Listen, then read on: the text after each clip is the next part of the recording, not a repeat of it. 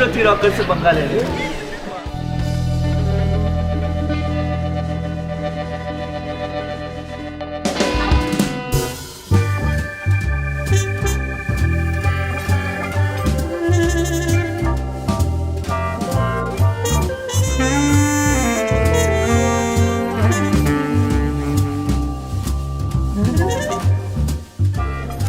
अरे देखो कौन आया है।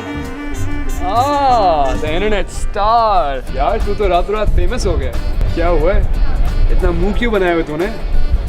फेमस होने पे तुझे खुश होना चाहिए यार। और रोमियो, क्या हो गया तुझे? कल तो बहुत बोल रहा था तू, हैं? कल तो चीख भी बहुत रहा था तू। आज इतनी चुप क्यों लग गई? कम ऑन यार, मुस्कुरा ले। इतना भी क्या हो गया, ऐसी छोटी मोटी चीजें होती रहती है यूनिवर्सिटी लाइफ में। ये प्यार जो है ना, बड़ा ही सेंसिटिव चक्कर होता है, संभाल के कदम लेते हैं भाई। अरे यार क्या गुस्सा क्या कर रहा है? इधर आ यार, सेल्फी लें। I want you to enjoy your 15 minutes of fame.